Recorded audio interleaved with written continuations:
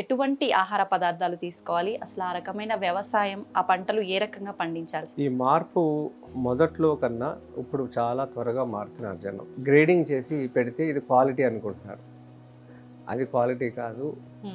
విష రసాయన లేని పంటలతో పండించిన ఆహారం క్వాలిటీ అనేది ఇప్పుడు అర్థమవుతుంది.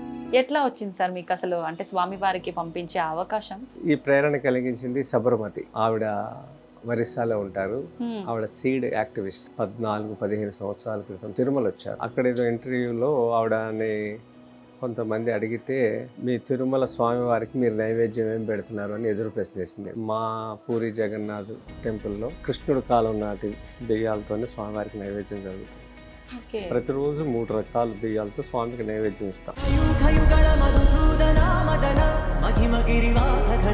ఒక సైంటిస్ట్ తయారు చేసిన విత్తనాలు. దీంట్లో ఎక్కడ విటమిన్స్ కానీ ఫైబర్ కానీ ఎలాంటి పోషక విలువలు లేని ఆహారం. ఈ బీపీటీ సన్న ముసరి. దురదృష్టం ఏంటంటే 2 తెలుగు రాష్ట్రాల్లో ఇవి ఎక్కువ తింటారు జనం. ఎందుకు సార్? రీజన్ ఏమై ఉంటుందంటారు? అంటే ఒకరోజు ఒక సంవత్సరం జరిగిన నష్టం కాదు ఇది. హరిత విప్లవం.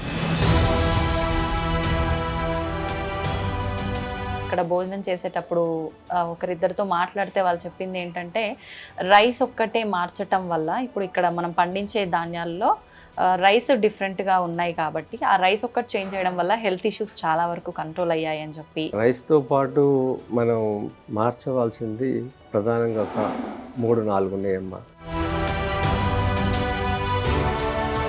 అప్పుడు తాతలు అమ్మమ్మలు జనరేషన్కి, మమ్మీ వాళ్ళ జనరేషన్కి, మా జనరేషన్కి నెక్స్ట్ తగ్గుతూ వస్తుంది సార్ లైఫ్ స్పాన్ అనేది. ఇంత తప్పులు చేసింది మనిషే ఈ భూమి మీద. ఈ భూమికి భారం కూడా మనిషే కదా. అసలు భూమికి ఏదైనా సహాయం చేశాడా? లేదు కదా. కాకి చేసిన సహాయం కూడా చేయలే.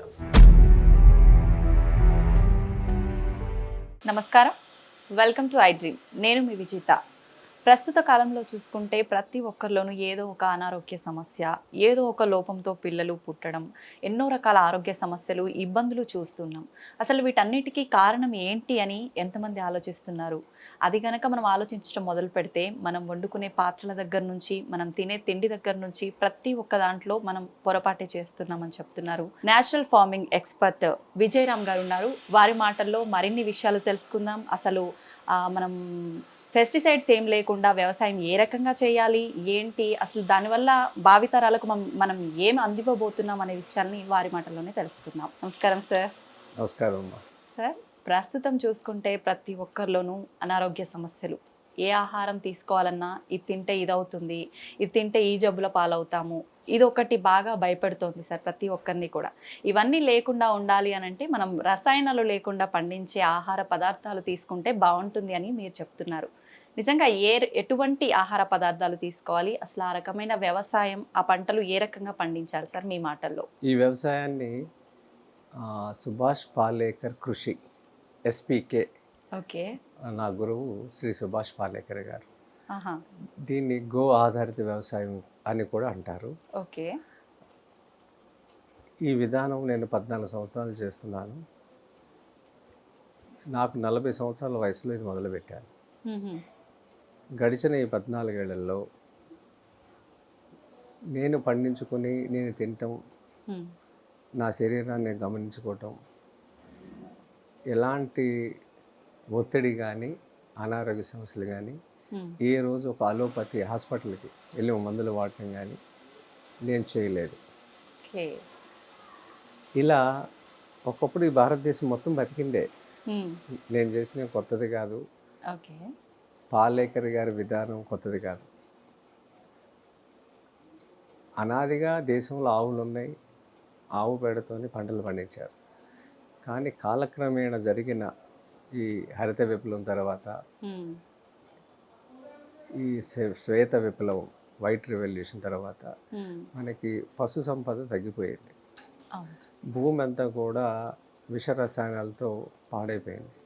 ఈ క్రమంలో పాలేకర్ గారు ఏంటంటే ఒక ఆవు ఉంటే 30 ఎకరాలు ఎలా చేయొచ్చు అనేది ఆయన కల్పన చేశారు. ఒక ఒక ఆవుతో 30 ఎకరాలు. ఓ, సాధ్యపడుతుందా సార్? 14 ఏళ్ళ నుంచి నేను చేస్తున్నాను. హ్మ్. ఇది నేను ఆచరించడానికి పాలేకర్ గారిని తీసుకొచ్చి సెమినార్స్ నిర్వహించాను. 5 ప్రోగ్రాంలు చేశాను తెలంగాణలో. హ్మ్.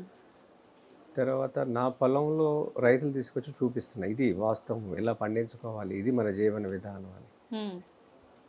ఈ మార్పు మొదట్లో కన్నా ఇప్పుడు చాలా త్వరగా మారుతున్నారు జనం. ఓకే. కారణం బజార్లో ఉన్నవి తిని ప్రకటనలో చూసిన వస్తువులు మోసపోయి ఆ, మంచిది అనుకుంటే మంచిదని ఎలా ప్రామాణికం అంటే హ్మ్. మంచి ప్యాకింగ్ చేసి సరికొత్త ప్యాకింగ్లో ఆకర్షణీయమైన రంగుల్లో ప్యాకింగ్ అంటున్నారు ప్రకటనలో. ఇవన్నీ మంచి లైటింగ్లో పెట్టి షోకేస్లో పెట్టినాక గ్రేడింగ్ చేసి పెడితే ఇది క్వాలిటీ అనుకుంటున్నారు. అది క్వాలిటీ కాదు. హ్మ్. విషరసాయన లేని పంటలతో పండించిన ఆహారం క్వాలిటీ అనేది ఇప్పుడు అర్థమవుతుంది. అచ్చా. దీని ద్వారా మారుతున్నారు. హ్మ్. ఇది మంచి మార్పు మొదలైంది. హ్మ్. ఆ, మొదలైంది కాబట్టే తిరుమల స్వామివారు కూడా ఆ కరుణ దయతో గత 3 సంవత్సరాలు, ఏప్రిల్ వస్తే 3 ఏళ్ళు పూర్తి, ఓకే. స్వామివారికి ఇలా మేము పండించిన వాటితోనే నైవేద్యం జరుగుతుంది. హ్మ్. ఇది ఈ సుభాష్ పాలేకర్ కృషికి ఇది మొదటి విజయం. ఓకే. అంతే కదా, అంత పెద్ద అవును సార్. తిరుమల దేవస్థానంలో స్వామివారికి గర్భగుడిలోకి ప్రసాదం నిరంతరం హ్మ్. 3 సంవత్సరాల నుంచి వెళుతుందంటే ఓకే. అంటే దీనికి ఎంత పెద్ద అవార్డు ఇచ్చినా తక్కువే కదా. అవును సార్. ఎట్లా వచ్చింది సార్ మీకు అసలు అంటే స్వామివారికి పంపించే అవకాశం? ఇది ఈ ప్రేరణ కలిగించింది సబర్మతి. ఓకే. ఆవిడ ఒరిస్సాలో ఉంటారు. హ్మ్. ఆవిడ సీడ్ యాక్టివిస్ట్, విత్తనాల మీద పనిచేసే ఉద్యమకారిణి. హ్మ్. ఆవిడ ఒక ఇంటర్వ్యూ ఇచ్చారు ఓకే. ఒక 14-15 సంవత్సరాల క్రితం తిరుమల వచ్చారు హుహు. ఒరిస్సా నుంచి. ఓకే. అక్కడ ఏదో ఇంటర్వ్యూలో ఆవిడని కొంతమంది అడిగితే హ్మ్. ఆ, మీ తిరుమల స్వామివారికి మీరు నైవేద్యం ఏం పెడుతున్నారు అని ఎదురు ప్రశ్న వేసింది ఆవిడ. ఆ. అంటే మా పూరి జగన్నాథ్ టెంపుల్లో హ్మ్. కృష్ణుడు కాలం నాటి బియ్యాలతోనే స్వామివారికి నైవేద్యం జరుగుతుంది. ఓకే. ప్రతిరోజు 3 రకాల బియ్యాలతో స్వామికి నైవేద్యం ఇస్తాం. హ్మ్. హుహు. మీరు బీపీటీ, సోనా మసూరి అవును. ఈ 2 నేచర్ నుంచి వచ్చినవి కాదు, హ్మ్. ఒక సైంటిస్ట్ తయారు చేసిన విత్తనాలు. ఓకే. దీంట్లో ఎక్కడ విటమిన్స్ కానీ ఫైబర్ కానీ ఎలాంటి పోషక విలువలు లేని ఆహారం ఈ బీపీటీ, సోనా మసూరి. దురదృష్టం ఏంటంటే 2 తెలుగు రాష్ట్రాల్లో ఇవి ఎక్కువ తింటారు జనం. ఎందుకు సార్? రీజన్ ఏమై ఉంటుందంటారు? అంటే ఏ ఇది ఉపయోగం లేని? ఒకరోజు ఒక సంవత్సరం జరిగిన నష్టం కాదు ఇది. హ్మ్. హ్మ్. హరిత విప్లవం దగ్గర నుంచి జరిగిన నష్టం. ఓకే. స్వామినాథన్ ఏదైతే మనకి అప్పచెప్పాడో, మన పాఠ్యాంశాలు చదువుకున్న స్వామినాథన్ చాలా మంచి కృషి చేశాడని అవును. ప్రభుత్వాలు అవార్డు. ఇది ప్రతి ఇంట్లో ఆయన చేసిన పాపం ఉంది. హ్మ్. ఆయన పండించిన ఏంటి ఈల్డ్ గురించి మాట్లాడాడు, విలువల గురించి మాట్లాడాల. ఓకే. మనకి ఇప్పుడు ఈల్డ్ కావాలా, విలువలు కావాలా? ఇది మొదటి ప్రశ్న. మనకి ఎక్కువ దిగుబడి కావాలా, హ్మ్. తక్కువ వచ్చిన ఆరోగ్యం కావాలా? తక్కువ వచ్చిన ఆరోగ్యమే కావాలి ఇంపార్టెంట్ కదా. కదా సార్? ఇదేంటంటే ఇంత దేశ జనాభాకి ఇలా పండిస్తే ఈ తక్కువ వీళ్ళతో రాదు అని ఒక ముద్ర వేశారు. ఓకే. ఇప్పుడు మీ ఛానల్ చూసిన చాలామంది కామెంట్ పెడతారు, ఈ తక్కువ బియ్యంతో ఎలా దేశాన్ని నడపగలుగుతారని. అందరి ఇదంతా కడుపు నిండదు కదా. అంత ఉంటుంది అబద్ధం, ఇదంతా మాయ. హ్మ్. మీరు ప్రకృతి వ్యవసాయం, గో ఆధారిత వ్యవసాయం ఇలా చేస్తే మొదటి సంవత్సరం మీకు 18 నుంచి 20 బస్తాలు వస్తాయి. ఓకే. ఇప్పుడు మీరు తిన్న భోజనం ఉంది కదా, అవును సార్. ఇది 18 నుంచి 20 బస్తాలు వస్తాయి మొదటి సంవత్సరమే. ఓకే. ఆ, ఇలా మీరు భూమి మారిన కొంది 25-35 బస్తాలు వచ్చిన వాళ్ళు కూడా ఉన్నారు. హ్మ్. కెమికల్తో పండిస్తే కూడా 30-35 బస్తాలే వస్తాయి. వస్తాయి. ఈ భూమిలో పంటకి సహాయం చేసేవి, సూక్ష్మ పోషకాలు అందించేది సూక్ష్మజీవులు. హ్మ్. ఆ సూక్ష్మజీవుల్ని మనం ఈ రసాయనాలతో, ఈ కెమికల్స్తో, ఈ కలుపు మందులతో హ్మ్. ఆ సూక్ష్మజీవుల్ని మనం చంపేశాం. వాటిని మళ్ళీ పెంచి పెద్ద చేసేది ఈ జీవం లేని మట్టిలో సారం లేదంటారు కదా, అవును. మళ్ళీ ఆ మట్టి మళ్ళీ పూర్వవైభవం రావడానికి ఆవు కడుపులో ఉన్న మట్టి, ఆ మట్టి గోమయం. ఓకే. అంటే ఈ భూమి మీద మట్టి ఎప్పుడైనా పాడు చేస్తాడు అనుకున్నాడు మనిషి, మళ్ళీ అలాంటి భద్రంగా గోమయాన్ని మనకు అందించాడు. ఏ జంతువుకి లేదు అది. ఆ దాంట్లో మైక్రోబ్స్ ఏవైతే ఉన్నాయో ఓకే. 1 గ్రాములో 3 కోట్లు ఉంటాయి. అవి వ్యవసాయం చేస్తే మనిషి ఏమీ చేయడు ఇక్కడ. ఓకే. అవి 1 గ్రాములో 3 కోట్లు ఉంటే రోజుకి ఒక ఆవు 10 కేజీలు పేడ ఇస్తుంది. 10 కేజీల పేడ 1 ఎకరానికి సరిపోతుంది. నెలకి ఎన్ని రోజులు? 30 రోజులు. 30 ఎకరాలు చేయొచ్చు. ఇది నేను ఆచరిస్తున్నాను. ఆచరించబట్టి దీంట్లో ధర్మం ఉంది కాబట్టి ఈ 14 ఏళ్లలో స్వామి కూడా దాన్ని అర్థం చేసుకుని మాకు అవకాశం ఇచ్చాడు. ఇది చిన్న విషయం కాదు. అవును సార్. అందుకనే చాలామంది ఇది తెలియక భూమి పాడైపోయిందని పాడు చేసేసి నగరాలకు వచ్చేసి వ్యాపారాలు, ఉద్యోగాలు చేసుకుంటా, చిన్న చిన్న ఉద్యోగాలు. చాలామంది చిన్న రైతులు, ముఖ్యంగా నల్గొండ, పాలమూరు, ఈ 2 జిల్లాల నుంచి, మెదక్ నుంచి ఎక్కువ మంది నగరానికి వలస వచ్చేసారు. 1 ఎకరం మొదటగా మొదలు పెట్టమంటాం మేము.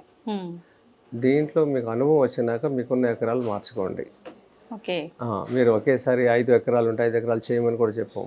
మీకు నమ్మకం కుదిరితే 1 ఎకరంతో మొదలు పెట్టండి. దీనికి వాటర్ మేనేజ్మెంట్ ఎలా చేయాలో మేము చెప్తాం. మీకు మా బోర్లు ఎండిపోయినాయి అండి అని. ఈ ప్రకృతి వ్యవసాయం చేస్తూ ఉంటే, గో ఆధారిత వ్యవసాయం, మళ్ళీ వర్షపు నీళ్లు మీ భూమిలో పెరుగుతాయి. వర్షం పడినప్పుడు నీళ్లు పరిగెత్తవు. నీళ్లు కెమికల్ భూమిలో పండించినప్పుడు మన పంటలు వర్షం పడినప్పుడు భూమి అంతా కూడా అక్కడ ఈ ట్రాక్టర్లు దున్నటం, కెమికల్స్ వేయటం వల్ల సాయిల్ మైక్రోబ్స్ అన్నీ చచ్చిపోయి ఉంటాయి. దానివల్ల నీరు అనేది భూమిలో ఇంకదు, నీరు పరిగెడుతుంది. అదే ప్రకృతి వ్యవసాయంలో చేస్తే ఏమవుద్దంటే వానపాముల సంఖ్య పెరుగుద్ది. ఆ వానపాములు ఏం చేస్తాయంటే W ఆకారంలో భూమిని ఎప్పుడు దున్ని పెడతా ఉంటాయి. దీనివల్ల వర్షపు నీళ్ళు భూమిలోకి 16 అడుగులు ఇంకుతాయి. ఇది దానికి దేవుడు ఆ పని అప్పచెప్పాడు, నేచరు. అలా జరుగుతుంది ఈ ప్రక్రియ. అది ఏదైతే రంధ్రం నుంచి ప్రయాణం చేస్తుందో ఆ రంధ్రం పూడుకుపోదు. దాని శరీరం నుంచి ఒక ద్రవం స్రవిస్తూ ఉంటుంది. అది గోడకి ప్లాస్టింగ్ చేసినట్టు స్మూత్గా ఉంటుంది. దానివల్ల వర్షపు నీళ్ళు భూమిలోకి ఇంకుతాయి అన్నమాట. అలాగే భూగర్భ జలాలు పెరుగుతాయి. ఇది నా పొలంలో అనేక రంధ్రాలు చూశాను నేను. అనేక మంది రైతుల పొలాల్లో చూసా. గోమయం బహిరంగ ప్రదేశాల్లో ఆవు తిరుగుతున్న చోట పడింది అనుకోండి, 4 రోజుల తర్వాత దాన్ని తిప్పి చూస్తే దాని కింద పురుగులు ఉంటాయి. గమనించారా? ఆ రంధ్రాలు ఎక్కడి నుంచి వచ్చినాయి ఆ పురుగులు కదా? ఆ భూమిని స్పాంజ్ లాగా మార్చేస్తుంది అది. ఆ సమతుల్యాన్ని కాపాడుద్ది అనమాట. వర్షపు నీళ్ళు లింకించి బోర్లు ఎండిపోవు. గో ఆధారితం చేసే రైతుల పొలాల్లో జీవితకాలంలో వాళ్ళ బోర్లు ఎండిపోవు. మనము ప్రకృతికి విరుద్ధంగా ప్రయాణం చేసాం కాబట్టి అప్పులు చేసి బోర్లు వేసి, అప్పులు చేసి మందులు తీసుకొచ్చి, పంట దిగుబడి లేక, మద్దతు ధర లేక, అమ్ముకోలేక ఆత్మహత్యలు చేసుకున్నారు, లేకపోతే నగరానికి వలసలు వచ్చేసారు కదా. ఇది కాదని చెప్పడానికి నేను ఆచరించి తర్వాత పాలేకర్ గారిని తీసుకొచ్చి 5 సెమినార్స్ నిర్వహించి ఇలా చేయటం జరిగింది. భోజనం ద్వారానే ఆరోగ్యం, అంతేగాని మెడికల్ షాప్ ద్వారా ఆరోగ్యం రాదు. మెడికల్ షాప్కు తాత ఎప్పుడు మెడికల్ షాప్కి వెళ్ళలేదు కదండి కదా. తాత ఎప్పుడు హైబ్రిడ్ బియ్యం తినలేదు, ప్యాకెట్ పాలు వాడలేదు కదా. మరి తాత ఎలా అనుసరించాడు? కుక్కర్లో వాడలేదు తాత, మట్టి గిన్నెలో వండుకున్నాడు కదా. అలాంటివన్నీ తిరిగి మనం చేస్తే ఇప్పుడు ఉన్న హాస్పిటల్ అన్నీ ఖాళీగా ఉంటాయి. ఈ గ్యాస్ట్రో ఎంట్రాలజీ ఎంతోమంది వెళ్తున్నారు రోజుకి, ఇన్ని హాస్పిటల్. దాంట్లో ముఖ్యంగా ఈ హోటల్ పరిశ్రమలు కానీ ఈ పెళ్ళిళ్ళలో కానీ అన్ని చోట్ల సామూహికంగా భోజనాలు ఉండే చోట అల్యూమినియం పాత్రలో వండుతున్నారు.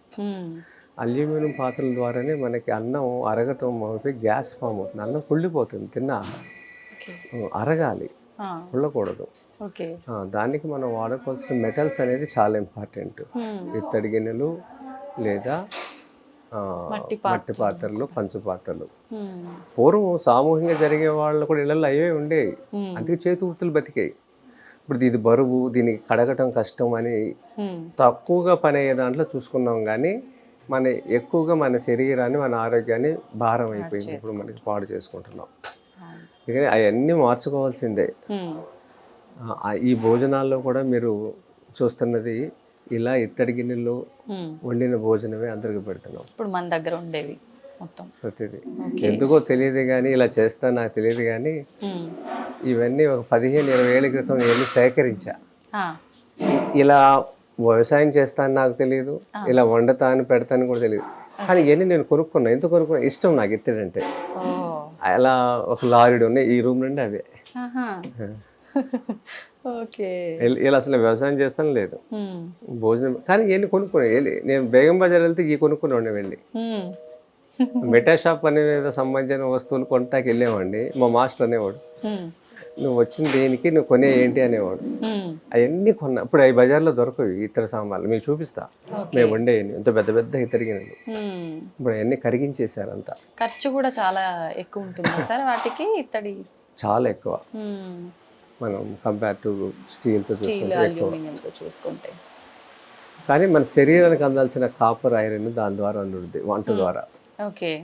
అది అంటే జీవన శైలి ఏ రకంగా ఉండాలి సార్? మీరు అంటే ఇందాక నేను ఇక్కడ భోజనం చేసేటప్పుడు ఒకరిద్దరితో మాట్లాడితే వాళ్ళు చెప్పింది ఏంటంటే రైస్ ఒక్కటే మార్చటం వల్ల ఇప్పుడు ఇక్కడ మనం పండించే ధాన్యాల్లో రైస్ డిఫరెంట్గా ఉన్నాయి కాబట్టి ఆ రైస్ ఒక్కటి చేంజ్ చేయడం వల్ల హెల్త్ ఇష్యూస్ చాలా వరకు కంట్రోల్ అయ్యాయని చెప్పి, ప్రెగ్నెంట్ లేడీస్ తినటం వల్ల కూడా వాళ్ళకి నార్మల్ డెలివరీస్ అయ్యాయని చెప్పి నేను విన్నాను సార్ వాళ్ళ మాటల్లో. ఏంటి సార్ దాని గురించి? ఒక రైస్ చేంజ్ చేయడం వల్ల ఇంత చేంజ్ జరుగుతుందంటారా? రైస్తో పాటు మనం మార్చవలసింది ప్రధానంగా ఒక 3-4 ఉన్నాయమ్మా. ఒకటి ఆయిల్స్ మార్చాలి. రిఫైన్డ్ ఆయిల్, ఏ బ్రాండ్ ఆయిల్ ఇంట్లోకి రాకూడదు. మనం ఇప్పుడు గానగలు పెరిగినాయి, చాలా చోట్ల ఎద్దు గానగలు వచ్చినాయి, చెక్క గానగలు వచ్చినాయి. దీంట్లో శ్రేష్టం అనేది నువ్వుల నూనె లేదా కుసుమ నూనె, ఆవాల నూనె, కొబ్బరి నూనె. ఈ 4లో ఏ నూనె అయినా వాడుకోవచ్చు. మనం చాలా క్వాంటిటీ రిఫైన్డ్ ఆయిల్ వాడతాం.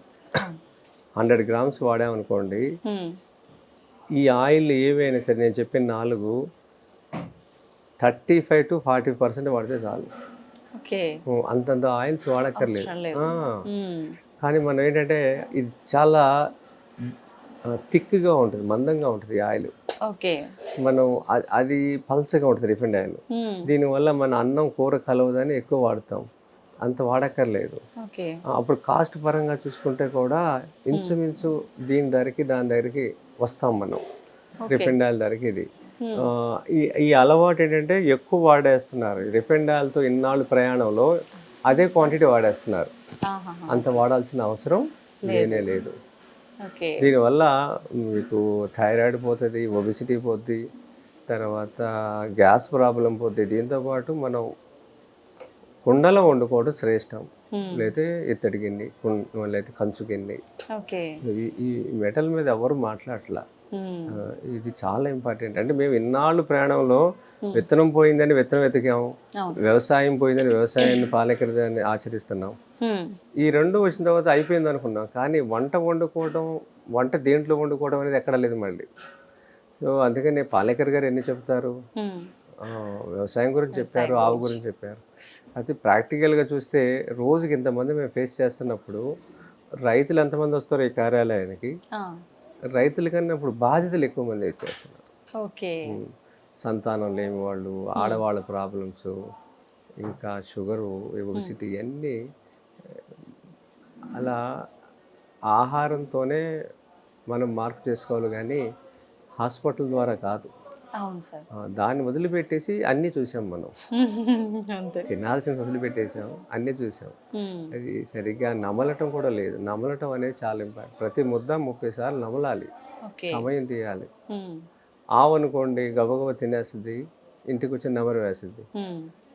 మనకి ఆ సిస్టమ్ లేదు కదా. అందుకని అన్నం తింటున్నప్పుడు గ్లాస్ కూడా ఉండకూడదు అక్కడ. మీరు 30 టైమ్స్ ఎప్పుడైనా నవిలితే అప్పుడు శరీరం స్పందిస్తుంది, లాలాజలం స్రవిస్తాం వల్ల మనకి గొంతుకు అడ్డుపడదు అన్నం. ఓకే. మనం స్పీడ్గా తింటాం, అంటే దృక్పథాలు మారిపోయినాయి. త్వరగా వెళ్ళాలి. ఆ క్రమంలో గబగబా తినేస్తున్నాం. అసలు ఏది పడితే అలా గబగబా తింటాం కాదు శరీరం ఉన్నది. దానికి కేటాయించిన సమయం మెడిటేషన్, తినటం కూడా మెడిటేషనే. ఓకే. అట్లా తినాల్సిందే. అప్పుడు నింపాదిగా ఉంటుంది. కంగారు, ఆందోళనలు ఏమి ఉండవు. ఏం జరిగినా నింపాదిగా ఉంటాం. ఓకే. అయితే మన దగ్గర ఎన్ని రకాల ధాన్యాలు పండిస్తున్నారు సార్ వరికి సంబంధించి? ఇప్పుడు నా దగ్గర 365, 400 మధ్యలో ఉన్నాయమ్మా. ఓకే. ఇది రోజుకొకటి తిరుమలకు పోవాలనేది నా కోరిక. స్వామికి అలా జరగాలని. 365 రోజులు వాళ్ళైతే 3 రకాలు పెడుతున్నారు. కనీసం మనం ఒక దాంతో మొదలు పెడదామని. ఓకే. నెక్స్ట్ ప్రభుత్వం వస్తే ఇది జరుగుద్దని ఒక ఆశ. అంటే స్వామి వారికే కాకుండా అక్కడ భోజనాలు ఏర్పాటు చేయడం. తరిగొండ వెంగమాంబ. ఓకే. 1,00,000 మంది ఈ భోజనం తినాలి. స్వామి ఏది అందిస్తున్నామో కొండ మీద వచ్చే భక్తులందరూ వీళ్ళు తినటం వల్ల విత్తనాలు బతికిపోతాయి. విత్తనంలో ఔషధం ఉంది. అది మనం పక్కకు జరిపాం. విలువలు చూసుకోలేదు, వీళ్ళు చూసుకున్నాం. వెనక్కి తిరిగి చూసుకుంటే హాస్పిటల్ వచ్చేసినాయి సమాజం మొత్తం. కదా. మళ్ళీ ఆ విలువల గురించి మనం ఆలోచన చేయాలి. అందుకని గుడిని ఆధారంగా చేసుకున్నాం అనుకోండి, ఈ ధర్మం ఉన్నంత వరకు గుడి అయితే ఉంటుంది కదా, ఉన్నప్పుడు ఆ విత్తనం కూడా అక్కడ బతికిపోతుంది. అలా దేశంలో, రాష్ట్రంలో అన్ని దేవాలయాల్లో ఇది జరగాలి, కల్చర్ రావాలి. ఇప్పుడు ఆగమ శాస్త్రాన్ని ఫాలో అవుతారు గుడి కట్టాలన్నా, ఏ కార్యక్రమం చేయాలన్నా. వాస్తు శాస్త్రాన్ని ఫాలో అవుతారు, శిల్ప శాస్త్రాన్ని ఫాలో అవుతారు. ఇవన్నీ అనుసరిస్తారు కదా. మరి పాత విత్తనాన్ని ఎందుకు ఫాలో కావట్లేదు? ఇవన్నీ అనాదిగా ఉన్నాయి కదా. మరి దీన్ని ఎందుకు ఫాలో కావట్లేదు? ఎక్కడ హైబ్రిడ్ ఎందుకు వచ్చింది కదా. అవును సార్. దీన్ని మార్చాలి. ఓకే. ఇందాక మీరు అన్నట్టు ఇదే రీజన్ ఏమో కదా సార్, అంటే దిగుబడి ఎక్కువ ఉంటే అందరికీ సరిపోతుంది. లేదమ్మా, దీంట్లో జరిగింది ఏంటంటే మనకి పాఠాల్లో చెప్పటం కూడా ఇదంతా కూడా ఒకవైపుకి నెట్టవేయబడ్డాకి జరిగింది. చదువుకున్న మేధావులందరూ బయటికి వెళ్ళిపోవటం, గ్రామాల్లో వ్యవసాయ రంగం మీద తిష్ట వేసి పనిచేసి ఈ సాధ్యాసాధ్యాల గురించి మాట్లాడకపోవటం, దీని మీద పుస్తకాలు లేకపోవడం తప్పు జరిగింది. ఒకడు పాలేకరే, ఆయన ఒక్కడే అర్థం చేసుకుని చెప్పేంత వరకు అవునా అనే దాని మాగాణులు ఉన్నాయండి. డెల్టాలో, తెలంగాణలో కూడా ఎక్కువ వరిని చేస్తున్నారు. అసలు మన జనాభా ఎంత? మన ఇన్ని ఎకరాల భూమిని సేద్యం చేయటం మన భోజనం అవసరం కోసమే కదా. సంవత్సరానికి 2 పంటలు ఉన్నాయి. జనాభా ఎంత? దీనికి వరిని అవసరానికి మించి పండించేస్తున్నారు మనం. దాన్ని తగ్గించి కూరగాయలు బయట రాష్ట్రం నుంచి వస్తున్నాయి, పళ్ళు విదేశాల నుంచి వస్తున్నాయి. ఇది మన ఎడారి దేశం కాదుగా. ఆ దుబాయ్లో ఉన్నవాడైతే అక్కడ తెచ్చుకుంటాడు బయట నుంచి. మనకెందుకు ఆ కర్మ? మనకి బోల్డ్ ఉంది. సూర్యుడు ఎప్పుడు ఉన్నాడు మనకి. 360 రోజులు సూర్యుడు ఉన్నాడు, నదులు ఉన్నాయి, పాలేకర జ్ఞానం ఉంది, గోవు ఉంది. ఇంత ఉండి జ్ఞానం ఒకటి లేదు. జ్ఞానం ఉంటే అలా చేసుకోవచ్చు. అందుకని దాన్ని తగ్గించాలి, వరిని తగ్గించాలి. వరిలో ఇప్పుడు ఎవరికైనా 20-25 వేలు మించి ఆదాయం లేదు. ఎక్కువ అంటే 30,000 ఎకరానికి. ఆ ప్లేస్లో ₹1,00,000 ఆదాయం నేను చూపిస్తా ఒక ఎకరంలో. ₹1,00,000 నిక్కరంగా ₹1,00,000 చూపిస్తా ఒక ఎకరంలో. మాగాణుల్లో, మెట్టల్లో అయితే 5 లేయర్ మోడల్ చేసుకోవటం వల్ల 2.5 లక్షలు 3 లక్షల ఆదాయం చూపిస్తా ఎకరంలో. కానీ మనం వరిని పండిస్తా మద్దతు ధర రాలేదని ఆ పండించడని నేషనల్ హైవే మీద కుప్పలు పోసి వర్షం కోసం, వర్షం వస్తే కప్పి దాని మీద వాళ్ళు కావలు ఉండి తీరా చూస్తే 20-30 వేలు మించి లేదు కదా. 4,840 గజాల భూమిలో ఉమ్. 20,000 రూపాయలు 6 నెలలకు ఒక పంట పెట్టిన తీస్తున్నామంటే పెట్టుబడి కూడా రాలేదు వెళ్ళలేని కదా. పరిస్థితి. క్రాప్ హాలిడే ఏంటండి, తప్పు మాట కదా, అలా కాదు కదా. ఉమ్. ఇప్పుడు దీన్ని మనం ఏం చేయొచ్చు అంటే మాగాణుల్లో అదనపు ఆదాయం తీసుకుంటాకి ప్రకృతి నిర్మించినవి కాదు. ఉమ్. మనం ఏం చేసి మట్టిని తవ్వేసి ప్రాజెక్ట్ ఎత్తి మీద కట్టి ఆ నీళ్ళని ఇచ్చేస్తున్నాం. అవును. అన్ని పొలాలకు నీళ్ళు వచ్చేస్తున్నాయి. ఉమ్. నీళ్ళు వచ్చిన చోట చెట్టు బతకదు, ఉమ్. వరే బతుకుద్ది. ఓకే. వరిలో ఆదాయం రాదు. ఉమ్. మీకు ఇష్టం ఉన్నా లేకపోయినా మాగాణంలో పక్కనుంటే మీరు వరి వేయాల్సిందే. ఓకే. నేను తోట పెట్టుకుంటాను లేకపోతే కూరగాయలు పెట్టుకుంటానంటే నడవదు. నడవదు. అలా నడవాలంటే దాన్ని మెట్ట భూమి ఉండాలి. ఇలా మనం కొన్ని లక్షల ఎకరాలని ప్రాజెక్టులు తెచ్చుకొని భూమిని పల్లం చేసేసి ఓకే. అక్కడ అందరూ వరి పెట్టేస్తున్నాం. ఉమ్. ఇది మోనోకల్చర్ చాలా ప్రమాదం. అంటే వైవిధ్యమైన పంటలు ఉండాలి, బహువార్షిక పంటలు ఉండాలి. ఇప్పుడు పక్షి చూడండి, ఇప్పుడు డెల్టాలో పక్షులు అంతరించిపోవటానికి కారణం వాలటానికి చెట్లు లేవుగా. చూసిన వాళ్ళకి ఎలా ఉంటుంది అంటే, రోడ్ల మీద నుంచి ప్రయాణం చేస్తే కారులో మీ అన్ని పచ్చని పొలాలు అంటారు. అవును. ఈ పచ్చని పొలాలు పంట అయినాకేంటి ఎడారులు కదా. చూసేవాళ్ళకి మీకేంటి బోల్డ్ ఉన్నాయి పంటలు అంటారు. అసలు ఒక పక్షి వాళ్ళకి కీటకం వాళ్ళకి చోటే లేదు కదా. ఎన్ని అంతరించిపోయినాయి. పక్షి లేకపోతే విత్తనం వ్యాప్తి కాదు, విత్తనం వ్యాప్తి కాకపోతే మొక్క చెట్టు కాదు, చెట్టు లేకపోతే వర్షం రాదు. ఇది భూతాపం పెరుగుతుంది. అందుకని ఇప్పుడు మాగాణుల్లో ఒక ప్రయత్నం ఏంటంటే చెరువు తవ్వుకోవాలి. మీకున్న 5-10 ఎకరాల్లో ఒక 10% చెరువు తవ్వుకోవాలి. ఆ మట్టి వస్తుంది కదా, ఆ మట్టిని పొలంలో మన వరాలు అంటాం కదా, గట్లని 5 అడుగులు వెడల్పు చేసుకోవాలి. మామూలు గట్టు ఇంతే ఉంటుంది వరిసేలో. ఇప్పుడు 5 అడుగులు చేసుకోవాలి. ఇంత ఎత్తు 2 అడుగులు చేసుకోవాలి. చేసుకున్నప్పుడు దాని మీద చుట్టూ 4 వైపులా మధ్యలో పొలం వరిచేను. ఈ 2 అడుగుల ఎత్తు మీద మీరు మధ్యలో 7 అడుగులకి ఒకటి చప్పున అరటి పెట్టుకోవాలి. అరటి వరి గట్ల మీద 5 అడుగులు వెడల్పు చేసాం కదా, 2 అడుగులు. ఇది మెట్ట భూమి అయిపోయింది. అక్కడ మీరు మధ్యలో 2.5 అడుగులు అటు ఇటు 2.5 అడుగుల మధ్యలో అరటి పెట్టిన అనుకోండి, తక్కువగా 100 చెట్లు వస్తాయి. 100 చెట్లు వస్తే సంవత్సరానికి ఒక గెల వస్తుంది. తదిమాసరి నెక్స్ట్ ఇయర్ 9 నెలలకే గెల వస్తుంది. ఇలా గెల 300 రూపాయలు అమ్ముకున్నా 100 చెట్ల ద్వారా ఎంత వస్తుంది? 30,000 రూపాయలు. వరిలో ఎంత వస్తుంది? 20-30,000 కదా. ఈ అంతర పంటల ద్వారా 30,000 వస్తుంది. మధ్యలో వరి పెట్టుకోండి. దీనికి ప్రత్యేకంగా యాజమాన్యం చేయక్కర్లా. ఈ చెరువు మన ఏదైతే వరి చేను నీళ్లు ఉంటుంది ఆ తేమ మీకు అందేస్తుంది. దానికి ప్రత్యేకించి పెట్టుబడి ఏం అక్కర్లా. ఎందుకంటే జూన్లో వర్షాలు మొదలవుతాయమ్మా.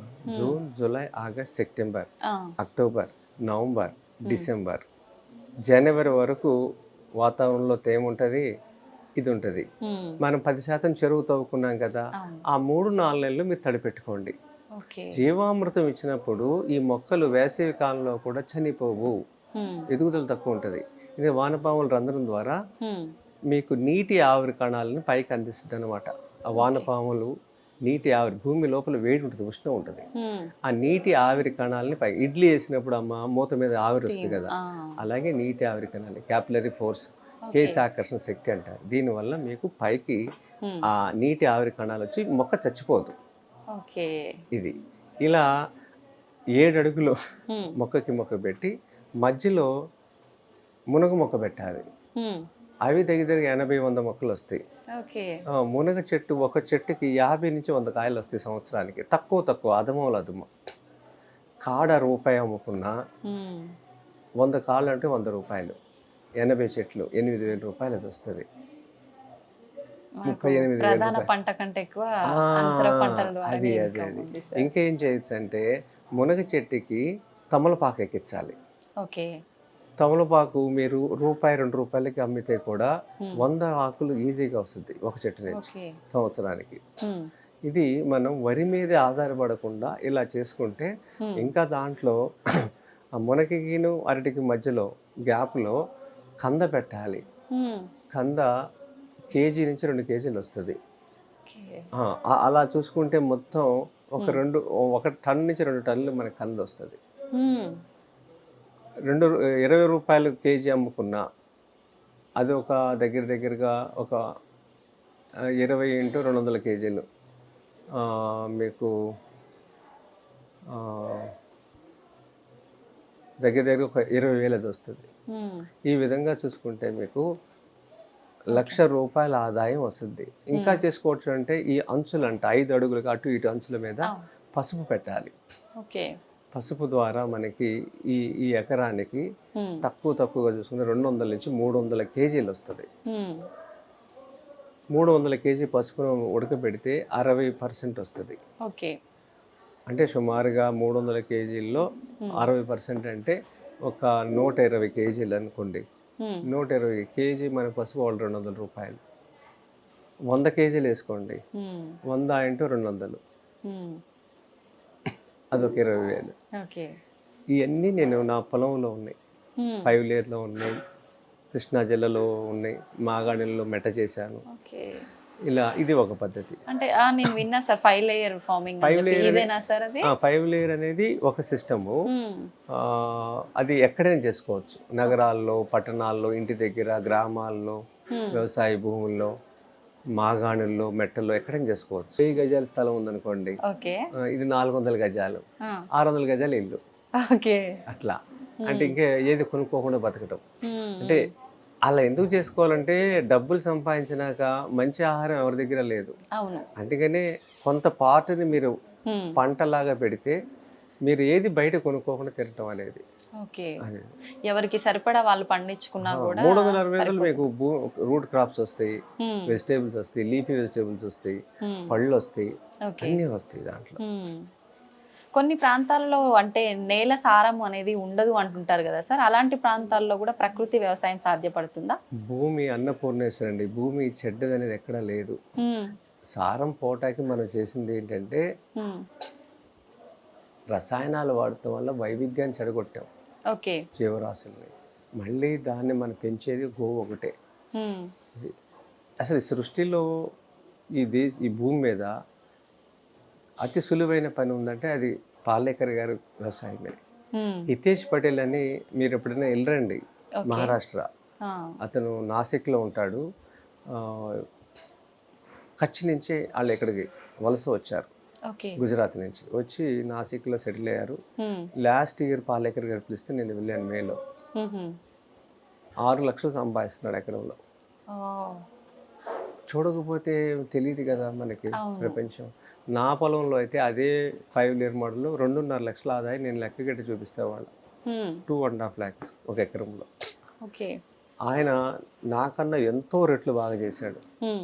6 లక్షలు ఆయన టార్గెట్ 12 లక్షలు.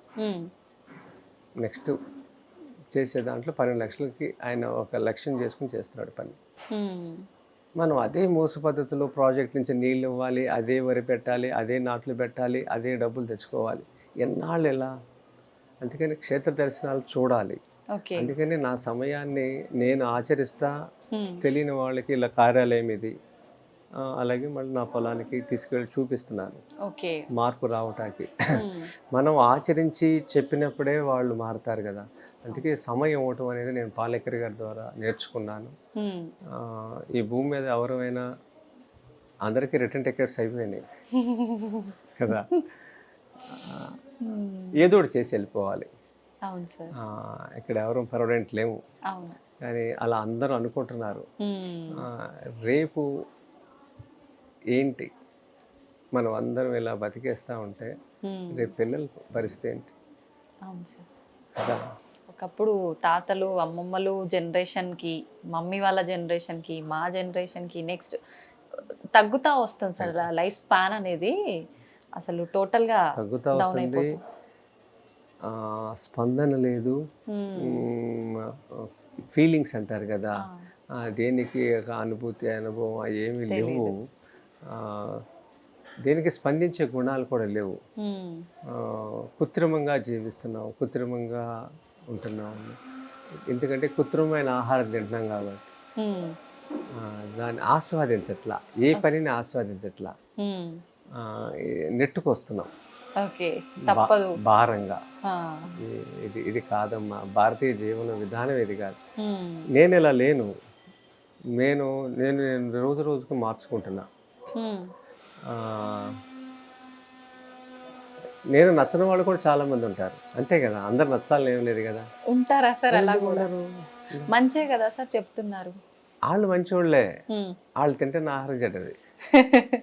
ఓకే, తినే ఆహారం వల్ల కూడా ఆలోచన విధానం ఖచ్చితంగా. మారిపోతుంది. ఓకే. జైసా అన్నయ్య వైసామ్ అన్నయ్య హ్మ్. కదా.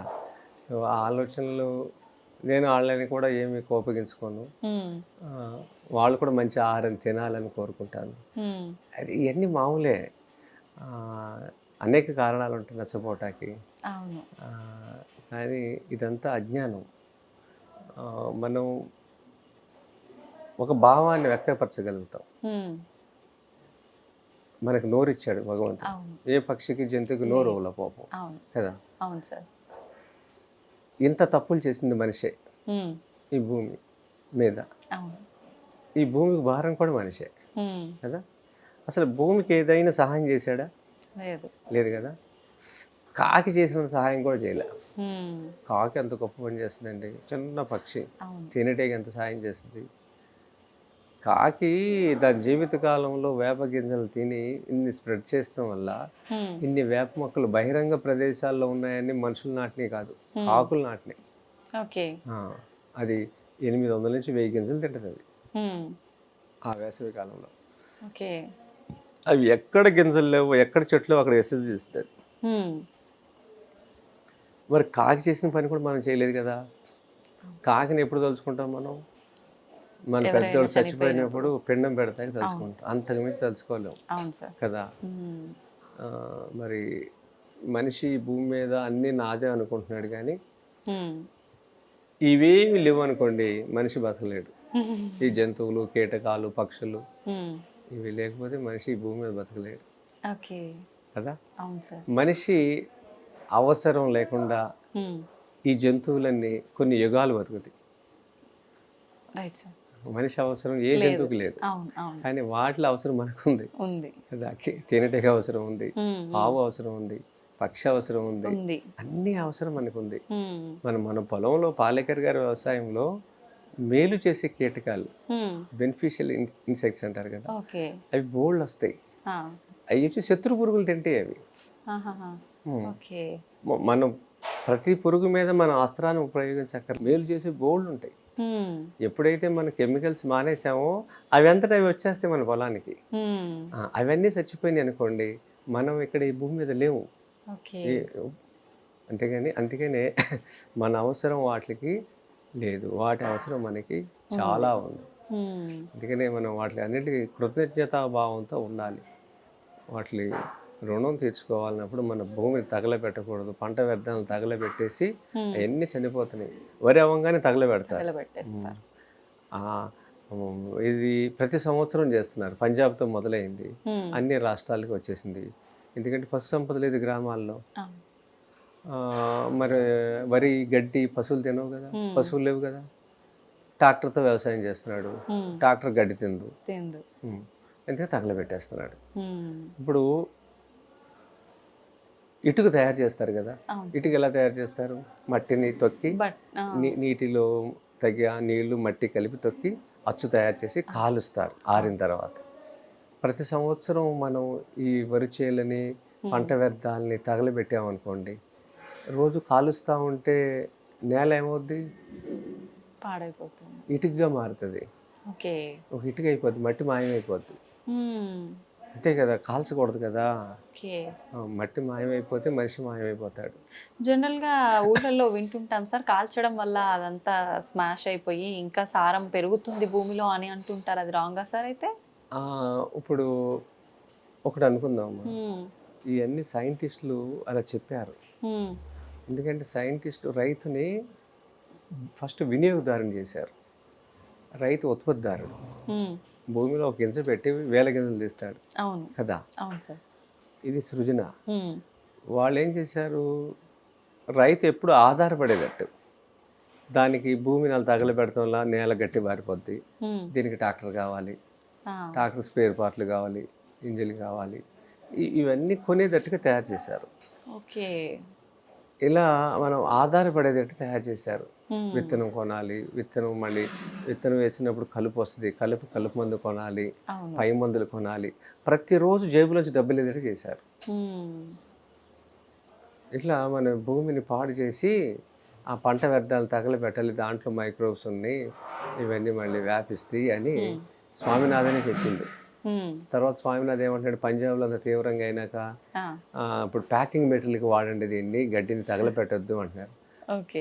ఇప్పుడు ఎవరుంటారు మాట, తాగుడు అలవాటు చేసినాక మానేయన ఆయన అంటే మాండే కదా. అలాగే పంజాబ్లో 2,000 రూపాయలు కూలీలు, వాళ్ళు ఏంటంటే వరి పట్టిన తర్వాత రెండో పంట గోధుమలు వేస్తారు. ఆ సమయం తక్కువ ఉంటుంది. ఆ వరి చేలు మిషన్తో కోసిన తర్వాత ఆ గడ్డిని తీసి గట్ల మీద వేయటానికి 2,000 రూపాయలు ఖర్చు అవుద్ది. 1,500, 2,000. 2,000 రూపాయలు నేను ఎందుకు ఖర్చు పెట్టుకోవాలి రైతు అని అగ్గి పొలిగేస్తున్నాడు.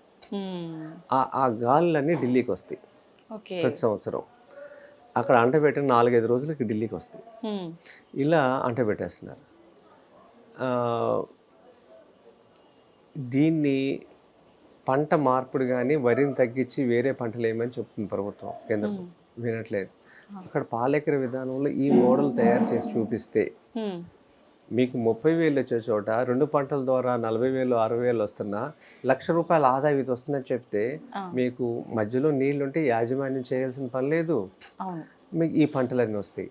ఇంకా మధ్యలో మీరు 6 నెలలు పసుపు అటు ఇటు పెట్టాం కదా, మధ్యలో గ్యాపులు అల్లం పెట్టి ఆకుకూరలు వేసుకోవచ్చు, ఇంకా మిగిలిన ప్లేస్లో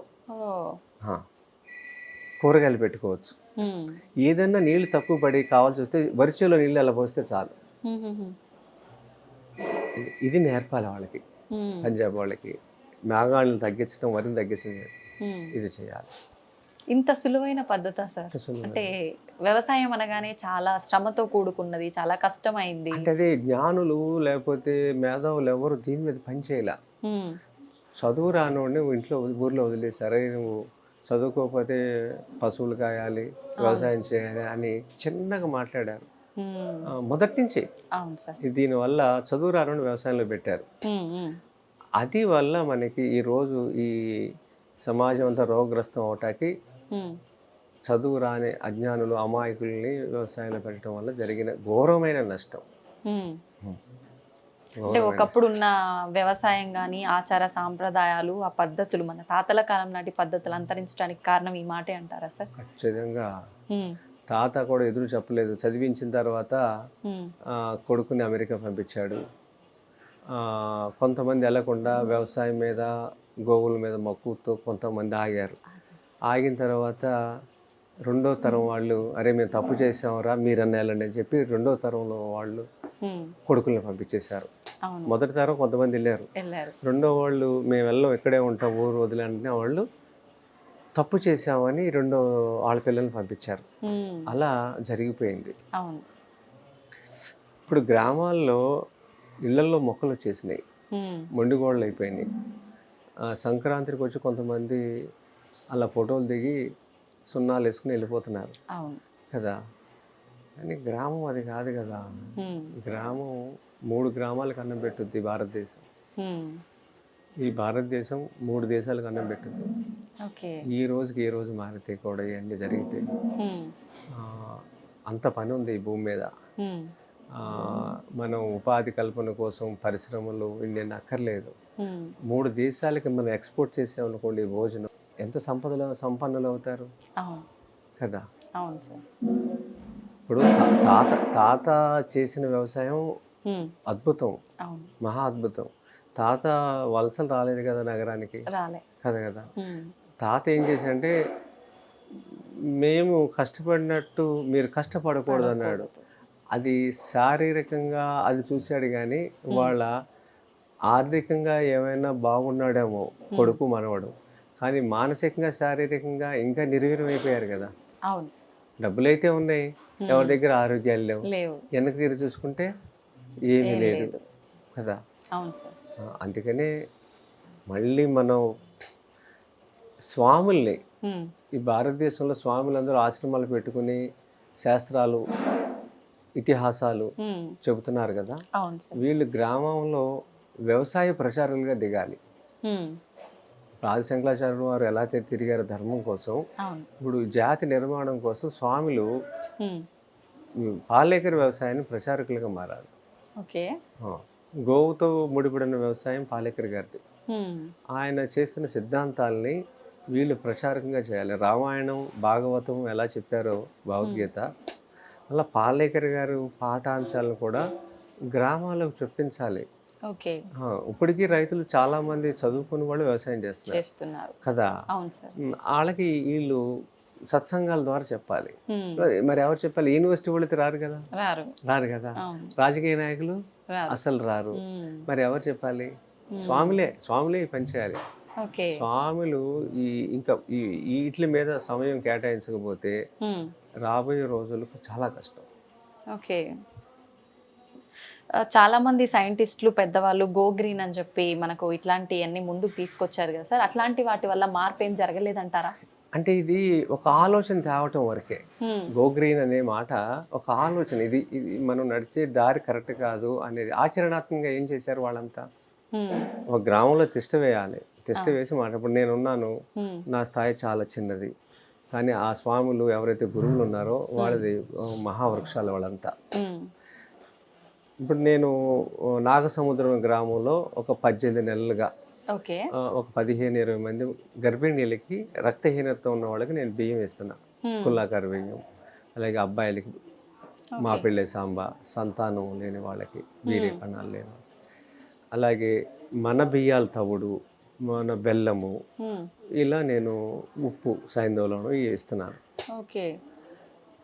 మీకు చూపించాను కదా ఫోటోలు. అవును సార్, చూసాను ఇందాక. 3 కేజీలు మినిమం చాలా హెల్దీగా, యాక్టివ్గా. మీరు ఆ ఫోటోలు చూపించండి.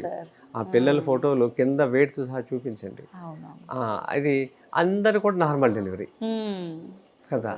ఇది కదా కావాల్సింది. అవును. ఇప్పుడు తల్లి సిజరిన్ చేయటం వల్ల తల్లికి పిండం తయారు కాకుండానే తీయటం వల్ల ఉమ్,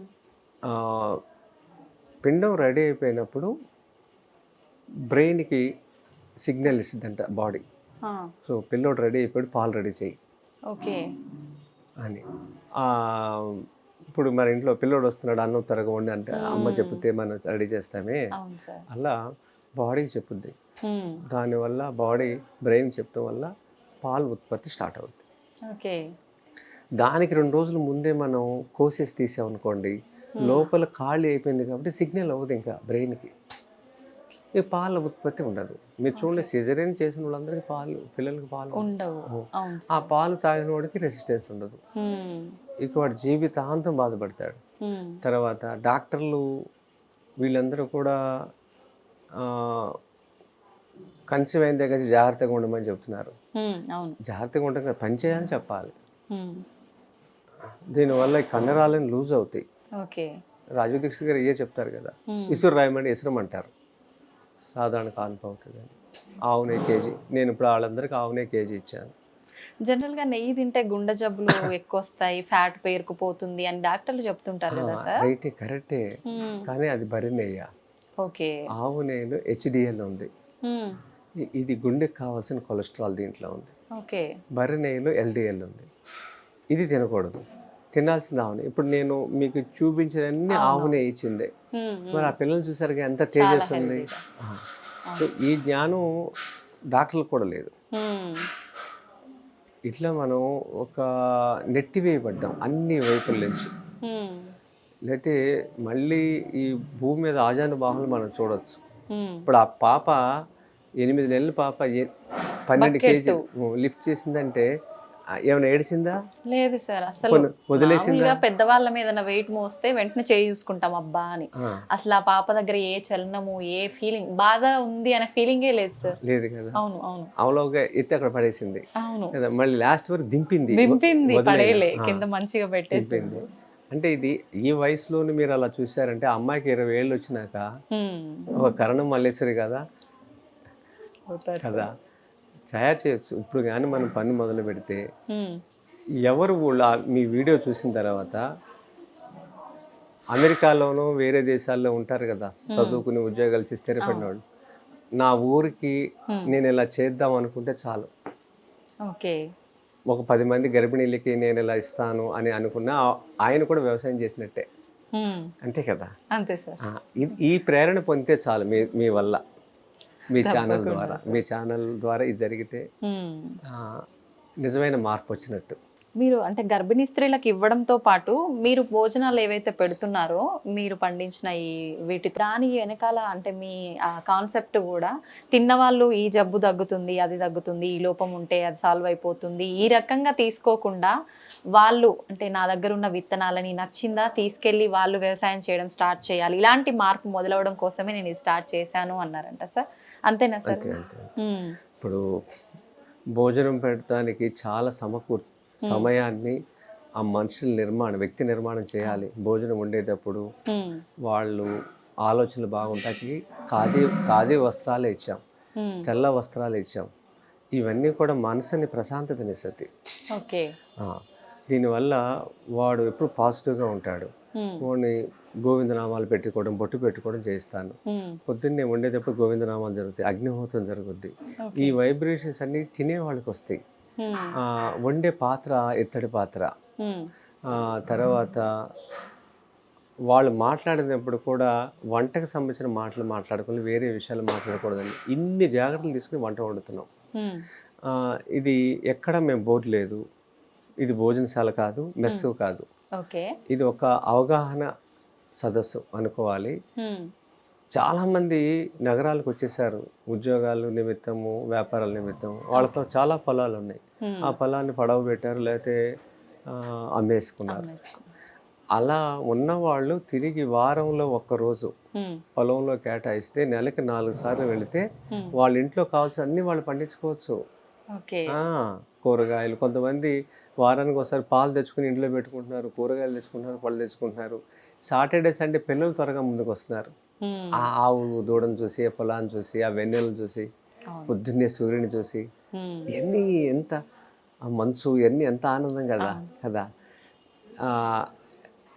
ఈ ఫీలింగ్స్ ఎవరికి లేవు వాళ్ళ. ఎందుకంటే 4 గోడల మధ్యన బతుకుతున్నాము, కారు వేసి, ఇల్లు వేసి, ఇలా మనం బయట దాంతో సంబంధం లేకపోవడం వల్ల మన స్పందించే గుణాలు పోయినాయి. అందుకని తిన్నవాళ్ళు వాళ్ళ పొలాల్లో చేసుకోవాలి అనేది, ఆ రుచి చూపిస్తే మారతారని మానసికంగా, శారీరకంగా నా ప్రయత్నం. రోజు వచ్చి తింటానంటే నాకు పెద్ద ఆనందం ఏం లేదు. వచ్చినోడు మారితే ఆనందం. ఎంతమందికి పెడతాం? మేము 200 మందికి పెడుతున్నాం. మహా అయితే ఇంకో 200 మంది పెడతాం. దీనివల్ల ఇంత పెద్ద నగరం, ఇంత పెద్ద రాష్ట్రం, దేశం ఎలా మార్పు రావాలి? మీ ఛానల్ ద్వారా ఏ జిల్లాలో కూడా రైతులు ఉన్నారో ఆ జిల్లా రైతుల నెంబర్ మేము ఇస్తాం. కార్యాలయానికి వస్తే మీకు వాళ్ళు ట్రైనింగ్ ఇస్తారు, కొంత గైడెన్స్ ఇస్తారు, మినిమం గైడెన్స్ ఇస్తారు. పాలేకరిక పుస్తకాలు మీరు చదువుకోండి, మీ జిల్లాలో రైతుల నెంబర్లు ఇస్తాం. ఒకవేళ మీరు ఎంత బాగా పండిస్తే రేపు తరిగొండకో తిరుమలకు మన ఊరి నుంచి తిరుమలకి వెళ్తుందంటే ఎంత ఆనందం కదా. ఇలా మార్పు మొదలు పెట్టాలి. ఇది మీరు చేసే రొటీన్ ప్రోగ్రామ్స్ కింద కాకుండా మీ స్టాఫ్కి కూడా ఈ భోజనం పెడతాక మీ యాజమాన్యంతో మాట్లాడండి. Okay sir. కదా, మీరంతా బాగుంటే మీ ఆర్గనైజేషన్ అంతా బాగుంటుంది. మా పిల్లలందరికీ ఈ భోజనం పెడతాం. అవును సార్, చెప్పారు ఇందాక నేను మాట్లాడాను. మేము ఒత్తిడి చెయ్యం. కొత్తగా జాయిన్ వాళ్ళు ఎవరైతే ఉన్నారో 2 రోజులు ఇబ్బంది పడతారు, వైట్ రైస్ లేదని. తర్వాత వాళ్ళు చెప్తా ఉంటారు ఫ్రెండ్స్, వాళ్ళంతా తర్వాత కనెక్ట్ అయిపోతారు. ఎందుకంటే మా వాళ్ళకి హాస్పిటల్ ఖర్చులు ఏమి ఉండవు, మన పిల్లలు కదా. మీరు కూడా మీ యాజమాన్యంతో మాట్లాడండి, మీ మెస్లోనే ఇలా చేయండి. అసలు చాలా క్వాలిటీ వర్క్ వస్తుంది మీకు, ఏ రంగంలో అయినా సరే. ఒక ప్రధాన దినపత్రిక వాళ్ళు ఫోన్ చేశారు నాకు ఈ మధ్య. ఫోన్ చేసి మా ఎండి గారికి మీ బియ్యం పప్పులు కావాలి అన్నారు. ఎవరంటే పలానా అన్నారు. పొలాలు ఉన్నాయా వాళ్ళకంటే చాలా ఉన్నాయి అన్నారు. ఎంతమంది స్టాఫ్ అంటే 300 మంది స్టాఫ్. మరి ఎండి గారు తినతో పాటు మీరు కూడా తింటే ఇంకా ఆర్గనైజేషన్ బాగుంటుంది కదా. మీ ఎండి గారి పొలాలు ట్రైనింగ్ నేను ఇస్తా, ఒకసారి వచ్చి 300 మందిని ఎంప్లాయీస్ని పెట్టుకున్నారు కదా, ఇంకొక 20 మందిని 10 మందిని ఎంప్లాయీస్ని పెట్టుకోండి. ఈ 300 మంది పిల్లలు ఎంప్లాయీస్ బయట బజారు కూరగాయలు బయట పళ్ళు తీసుకుంటున్నారు కదా, వాటికి డబ్బులు పెట్టుకుంటున్నారు కదా, అవును. అదే ధరకి మీరు ఇచ్చేసేయండి. ఆ జీతాలు ఈ 15-20 మంది జీతాలు ఈ డబ్బులతో వచ్చేస్తాయి. వాళ్ళకి నాణ్యమైన ఫుడ్ మీరు ఇచ్చిన వాళ్ళు అవుతారు, భూమిని బాగు చేసిన వాళ్ళు అవుతారు, 4 ఆవులు మీ ఇంటికి వస్తాయి. అవును. అలా 2 ఆర్గనైజేషన్ వాళ్ళు వచ్చారు, ఒక హాస్పిటల్ వాళ్ళు వచ్చారు, ఒక పబ్లికేషన్ వాళ్ళు వచ్చారు. ఓకే. చాలా పెద్ద హాస్పిటల్ సిటీలో అది. 4300 మంది స్టాఫ్, ఇన్ పేషెంట్స్ కలిపి వాళ్ళకి పెట్టాలని వచ్చారు. కానీ ఏ రోజు శ్రీకారం చుడతారో తెలియదు. ఆలోచనలు అయితే నచ్చినాయి, వంటలు అయితే నచ్చినాయి, కానీ మంచి రోజులు రావాలి. ఇంకా ఆలోచన వెంటనే వచ్చేస్తుందేమో కానీ ఆచరణకి టైం పడుతుంది. మేము ఉన్నాం, మీ జిల్లాలో రైతుల్ని పరిచయం చేస్తాం, మేము వచ్చి ఫీల్డ్లో నిలబడతాం అన్నాం. ఇప్పుడు ఇదంతా కూడా మెయిన్ తీసుకుంటే మనకు రసాయనాలు లేకుండా అంటే అంతా గోవు పైనే ఆధారపడి ఉంది కదా సార్. ఈ వ్యవసాయం అంతా కూడా ఇంత ప్రాధాన్యత ఉన్నప్పుడు ఆ దక్కాల్సిన ప్రాధాన్యత అనేది ఆ గోవుకు దక్కుతుందంటారా సార్ ప్రస్తుత పరిస్థితుల్లో? ఇప్పుడు మీకు భారతదేశంలో ఇలా పాలేకర్ గారు 40 లక్షల మంది తయారు చేశారు, దాంట్లో నేను ఒకండి. వీళ్ళందరూ కూడా గోవుల సంతతి ఒక్కొక్కళ్ళ దగ్గర 10, 20, 30, 40 ఉన్న వాళ్ళు కూడా ఉన్నారు. నా దగ్గర 100 ఉన్నాయి. మరి గౌరవం దక్కినట్టే గోవుకి కదా. ఇది భారం కాదు, ఈ భూమి మీద ఎన్ని గోవులు పెరిగినా భారం కాదు. ఓకే. తర్వాత ఇంకో విషయం చెప్తాను మీకు. ఈ సుభాష్ పాలేకర్ కృషిలో ఏ రైతులు కూడా ప్రభుత్వాలు ఇచ్చేదానికి చేజాపరు. ఓకే. ఇది జ్ఞానం వీళ్ళకి వచ్చేసింది కదా, వీళ్ళు ఏమైనా కావాలంటే వీళ్ళు ఇస్తారు. ఇలా ఉంటుంది వీళ్ళు చెయ్యి, ఎప్పుడు ఇలా ఉండదు. ఇది నేర్పాలి, మనం జ్ఞానం నేర్పాలి. ఆ జ్ఞానం ఇచ్చింది ఒకే ఒక మహానుభావుడు సుభాష్ పాలేకర్ గారు. దీన్ని భారత ప్రభుత్వం పద్మశ్రీ ఇచ్చి గౌరవించింది, కానీ ఏ రాష్ట్రంలో ఇంప్లిమెంట్ చేయటానికి చేయలే. ఇంప్లిమెంట్ చేయటం అంటే అక్కడ చేస్తే నేల సారం ఎలా పెరిగింది, మనుషుల యొక్క ఆరోగ్య పరిస్థితి, మానసిక పరిస్థితి ఎలా ఉందని టెస్ట్ చేసామనుకోండి, ఆ గ్రామం నుంచి డబ్బులు బయటికి ఎంత వెళ్తున్నాయి, ఇవన్నీ లెక్క కట్టండి. అక్కడ మేము పనిచేస్తాము. మీరు ఆ నిర్ణయం తీసుకుంటే ఏ గ్రామంలో వచ్చి పని, ప్రతికూల గ్రామం చెప్పండి, అక్కడే పనిచేస్తాం. ఫ్రీ సర్వీసే ఉంటుందా? వాలంటరీ చేస్తా, ఒక పంట కాలానికి వాలంటరీ చేస్తా. ఓకే. అది గవర్నమెంట్ ప్రభుత్వాల దగ్గర, ప్రైవేట్ వ్యక్తులకి కాదు నేను సర్వీస్ చేసేది. ఇది నిర్ణయం తీసుకుందంటే ఒక గ్రామంలో అక్కడ వాటర్ మేనేజ్మెంట్, వర్షపు నీళ్ళు సేకరించడం ఎట్లా, పంటలు 10% నీళ్ళతో పంటలు పండించడం, ఆ పంటలతో వచ్చిన ఆహారం ద్వారా వాళ్ళ ఆరోగ్య పరిస్థితి అన్నీ చూపిస్తా. ఇప్పుడు పాలేకర్ సిద్ధాంతం ఏంటంటే గ్రామం డబ్బులు గ్రామంలో ఉండాలి, నగరం డబ్బులు గ్రామానికి రావాలి, విదేశీ డబ్బు స్వదేశానికి రావాలి. ఇప్పుడు మన స్వదేశీ డబ్బు విదేశానికి వెళ్తుంది, యూరియా, డిఏపి, కలుపు మందు రూపంలో 40-50 లక్షలు వెళ్తుంది ఒక గ్రామం నుంచి. ఎలాంటి 6 లక్షల గ్రామాలు భారతదేశంలో, 6 లక్షల గ్రామాలంటూ 40 లక్షలు ఒక గ్రామం నుంచి వెళ్తుంది ఇట్లకి. అలా కాకుండా మన భారతదేశం మొత్తం పాలేకర విధానం చేశారనుకోండి, అప్పుడు విదేశాలు కూడా ఈ వస్తువులు కొనుక్కుంటా వస్తారు. మనం అప్పుడు వాటిని ఎక్స్పోర్ట్ చేస్తాం, మనం అన్ని ఇప్పుడు ఇంపోర్ట్ చేసుకుంటున్నాం కదా. అది అప్పుడు విదేశీ డబ్బులు స్వదేశానికి వస్తాయి, గ్రామం డబ్బులు గ్రామంలో ఉంటాయి, నగరాల డబ్బులు గ్రామానికి వస్తాయి, విదేశీ డబ్బులు స్వదేశానికి వస్తాయి. ఇది రివర్స్ జరుగుతుంది. ఇప్పుడు గ్రామం డబ్బులు 40 లక్షలు బయటికి వెళ్తున్నాయి యూరియా, డిఏపి రూపంలో. మీ ఆర్గనైజేషన్ నుండి చెప్పండి, మీ ఆర్గనైజేషన్ పొలాలు ఉంటే అక్కడే చేసి చూపిస్తా.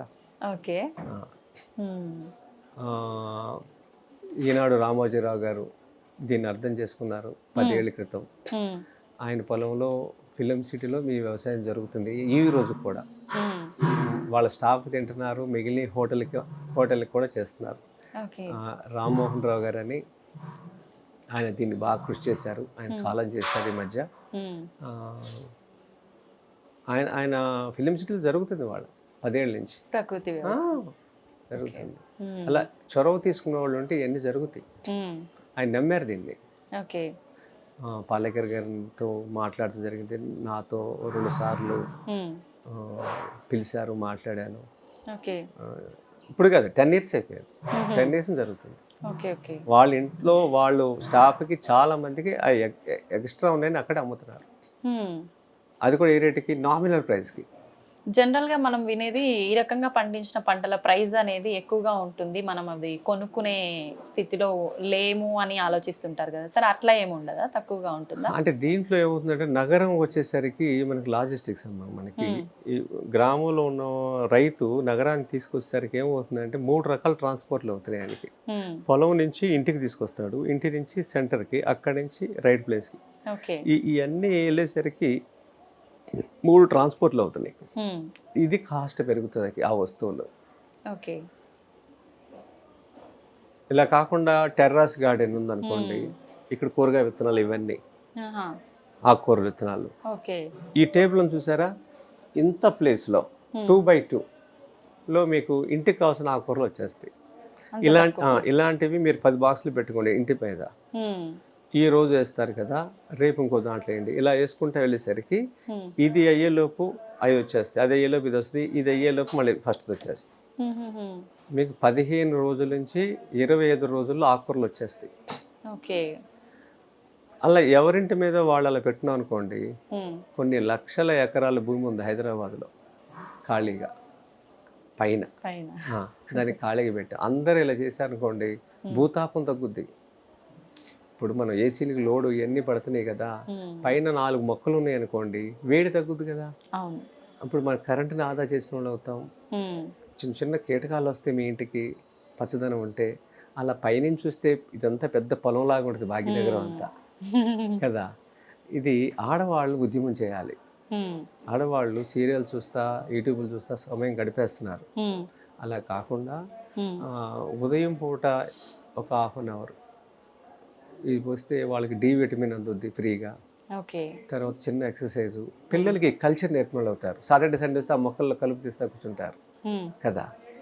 అది ఇవన్నీ జరగాలి మీ ఛానల్ ద్వారా. సంతోషం. అయితే మొత్తానికి మార్పు అనేది మొదలైతే మనకు పురాతన కాలం నుంచి పెద్దవాళ్ళ నుంచి ఉన్న ఆ ఫార్మింగ్ అనేది వస్తే ఖచ్చితంగా ఆరోగ్యం అనేది మన చేతుల్లోనే ఉంటుంది అంటుంటారు కదా సార్ పెద్దలు. అంటే మనం నేల తల్లికి చేసిన సేవ అనేది ఎప్పటికీ పోదు, తల్లి మనల్ని మోసం చేయదు, మనకి రిటర్న్ ఇచ్చేస్తుంది అని. అది నిజమే కదా సార్? ఆరోగ్యమే మహాభాగ్యం అన్నారు కదా మన పెద్దలు. అది ఆరోగ్యం అనేది కార్పొరేట్ హాస్పిటల్లో దొరకదు, మందుల్లో మెడికల్ షాప్లో దొరకదు. పంట ద్వారా రావాల్సిందే, ఆ పంట భూమి ద్వారా రావాల్సిందే కదా. ఆ భూమిని ఇన్నాళ్ళు పాడు చేసిన దాన్ని తిరిగి బాగు చేసేది ఈ గోవు ఒకటే. గోమయే వసతి లక్ష్మి కదా. అది మళ్ళీ శ్వాస తీసుకునే ప్రతివాడు ఈ భూమండలం మీద వాళ్ళ జీవితంలో గో ఆధారిత వ్యవసాయం చేయటం అనేది ఒక భాగం కావాలి. ఆరోగ్యవంతమైన ఈ సమాజ నిర్మాణంలో గోవు పాత్ర వెలకట్టలేనిదిగా గుర్తించే రోజు దగ్గరలోనే ఉంది. ఆ రోజు కూడా వస్తుంది, రావాలి, త్వరలో రావాలని కోరుకుందాం సార్. ఖచ్చితంగా. Thank you sir, thank you very much.